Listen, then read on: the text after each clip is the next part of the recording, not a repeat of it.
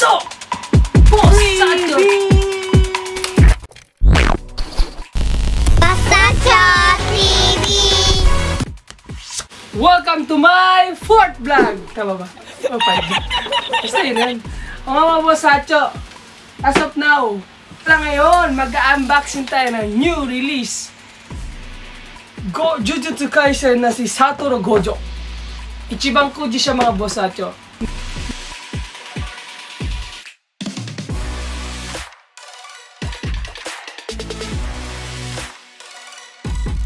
Release siya ng Kugatsu Joatsu ni Arusa siya. September 18. Yan. September 18 siya first release dito sa Japan. Ichiban Kuji. Ang gwapo niya.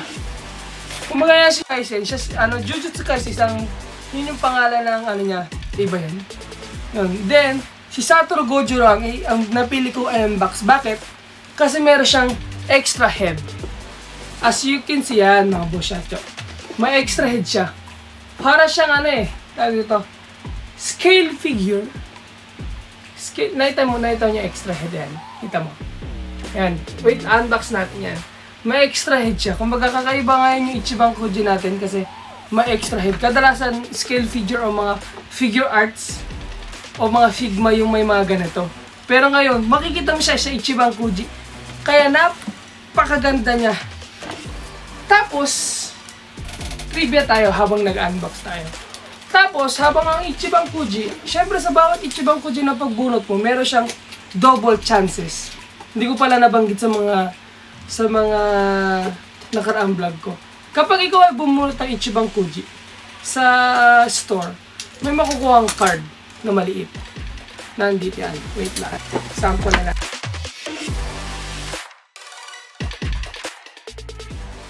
Says na pwede kang manalo.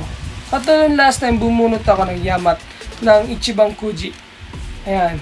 Pwede ako manalo another Yamato ng last one. Iano ko lang yung code na to. Oops, bawal. Baka makuha nyo. Yan. I-chance mo yan. Kadalasan, kapag tumama ka, automatic, meron kang yung double chance ng winning ng figure na makukuha mo.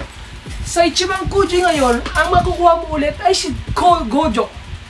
Another Gojo sa double chance. Napakalupit, di ba? Kumbaga, todo bigay si Gojo natin. Okay, start na tayo unboxing. Oops, cutter, yan. Tapos, content trivia sa Jujutsu Kaisen. Jujutsu Kaisen, sa yung parang mga pagka-ninja type sila. Tapos si Satoru Gojo, siya yung teacher ni Itadori. Si Itadori naman ito yan, kompleto. Kanyan! O, diba? Yan. Kompleto tayo ng bagong labas sa Ichiban Kuji na, na new release. Mamaya, ilalabas natin yan sa Hero Ken Shop. Yan. Ipiplex natin. Pero main point natin yan, syempre, maraming nagagapuhan dito kay Gojo. At shout out sa taong nagpa-unbox na naman at nag-sponsored. O, diba? Ito, flex muna natin. Yan. Sukatin natin mga Bosacho. Okay? Ang ganda, diba? May extra head siya. Tapos, ang clamshell niya, clamshell niya ay around 28 cm ang clamshell. So, 17 ang wide. Medyo kakain siya sa delivery pieces. Okay, unbox na natin. Si Gojo Satoru, siya yung sensei ni Itadori or teacher. Siya yung parang pinakamalakas sa mga Jujutsu Kaisen na sensei. Siya yung ibang power nito. Parang rank A siya, si Gojo Satoru. Napakalakas siya. At syempre, kaya maraming naumaling na mga babae dito, mga Bosacho. Kasi simple lang siya parang smooth ang galaw. Ginagawa mo. Smooth. Ginagawa mo. Ano lang siya? Less to. Pero, komedyante siya. Kaso nga lang, isasala yung mga biro niya.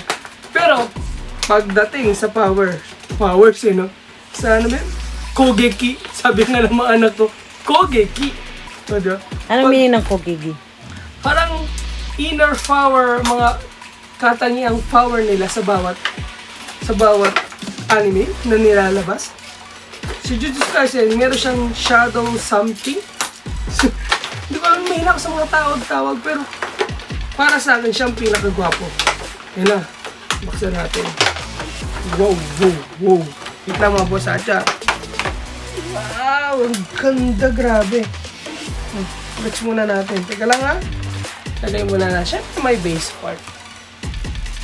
And then may extra head. Ang ganda niya. Para siyang figure arts. Uy, nahulog. Patay. Buti na lang. Hindi pa makikita na may-ari na nahulog. Yung stand. Ayan, ang ganda, di ba? Asyat yung si mga boss atya.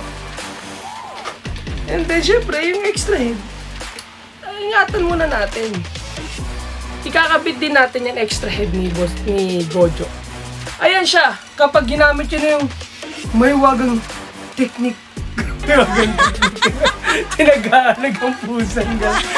Kanatato. Alam mo yung mahiwagang technique na. Ginagamit yun ng mga kalalakihan minsan. Yung mahiwagang technique. Yung powers nila. Super powers. Hindi kasi ako prepared masyado sa trivia. Pero, at least hope, nag-enjoy kayo, di ba? Basta panoorin nyo siya, ang ganda. Natapos ko na nga actually. Wala. Oops, teka lang. Balik natin sa dati. Baka maganti-ari. And then, syempre, sponsor dun. Kabit natin yung base. Tama ba ang pagkabit? Oh, tamang butas. Kailangan sakto tayo sa butas. Pag sumablay ka, gagas-gas yung figure. Siyempre, tingin natin siya. Talagang ang napaka-astig niya, grabe. At ang kinaganda, talagang nilagay sa paa. Dito sa paa at sa bandang puwetan. Para super support. Kumbaga, kaya kang ipaglaban. Suportado ka talaga. O, diba? Siyempre, nakapush na siya sa paa, nakapush pa siya sa puwet. O, yun o. Panalo, ginalingan. Lumulutang! Oh my gosh! Teka lang, patingan muna. Lumulutang! Grabe. Ayan talaga siya pag normal mo siya makikita. Nakapiring siya. Pero kaya kanyang makita. Nararamdaman kanya, malakas ang reflexes niya. Parang ako kagamitan ko. Pag medyo nakakangati. Yung mali agad lang yun nakikita. Siyempre! May tama yun. Pero kadalasan ibang tao nakikita mo ng mali. Pero kailangan learn to appreciate kung anong tama. Okay? Stop muna natin. Flex natin. In short, si Gojo ay around 20... Nalilito ako. 22? Something? Kita mo ba? Around 22 centimeters ang height kasama ang base kasi nakalutang siya. Ang wide niya is around... baka mahulog. Mahulog ka to eh. Ang wide niya ay around, from kamay to kamay ay 15 centimeters. Actually, hindi siya masyado kakain. O, diba? Paikutin natin. I-flex mo yung prinsesa ko. Wait lang ha. Magawa muna ko ito dyan.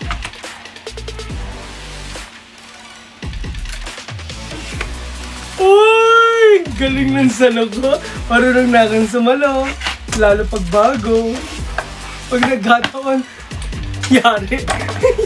Yari. Sabi niya, antayin niya daw yung unboxing ng Gojo niya. Delikado. Buti na salo ko. Kung nagkataon, refund. Ginagawa mo. Wala pa sa kamay na may damage. Uy nasalo ko yan Bosatya. Okay. Ang lupit no. Grabe. Napakagwapo. Siyempre, gagamitan niya na ng mahiwagang technique. Super powers. Ginagawa mo. Gumagamit ng super powers. Tapos mo. Cut. Siyempre, bunutin mo eh. Teka lang, baka maiba mabuhay. Wait lang, Bosatya. Hindi tayo sali umawak pa. Uy! Natanggal. Yan na. Pag gumamit, syempre, pag gumamit na sawa ka na sa pilikmata niya, gagamit na siya powers niya. Pilikmata? Ay, ng ulo niyang isa, Pilig ba ito? Pilig ba ito? Siyempre, pag pikit mata, ay wala nang pikit mata, ito Pilig dilat mata. na siya. Kumbaga ito, pikit. Ito dilat. O, di ba? Ay, iba na naman na ito. Buisit ka. Ay, ginagamit niya ng mga wagang technique niya, mga bossat. Pit! Ang gwapo! My gosh. Ginagalangan talaga. Pero ang ganaganda talaga sa Ichiban Koji ng Japan. Talaga meron silang pasabog kada labas nila ng Ichiban Koji. Ito wala trivia. Ito ang first kauna-unahan Ichiban Koji na nilabas ng Jujutsu Kaisen. Kadalasan na nilalabas nila Van Presto, Bandai, yung mga ganyan. Mga murang klase lang. Yung mga normal na klase. For the first time, naglabas ng ito unang Ichiban Koji ng Jujutsu Kaisen. Oy, di ba? Trivia kayo. Kaya huwag nyo papalampasin yung mga boss sa iaano natin yan. Makikita niyan sa Hero Ken Shop. Ting! May shop. Diyan makikita nyo lagi ang mga bago at new release na Ichiban Koji. Kasi, diyan tayo magpo-focus. Kasi bakit Ichiban Koji? Siyempre, number 1 unang nire-release sa Japan yun. So, siyempre, pag unang nire-release sa Japan, may idea kayo. Just don't forget to... Tama ba? na. Pause na ako. Basta, don't forget to subscribe. Like and share. Like! And share. Share. Subscribe. Ganito ba? Like, Nakita mo? share, subscribe. Oo nga. Oo nga. Ayos yun ah. Ang galing mo ah. Tama yun. Like, share, subscribe sa Boss Sancho 3B. Tingin mo na sa dinito.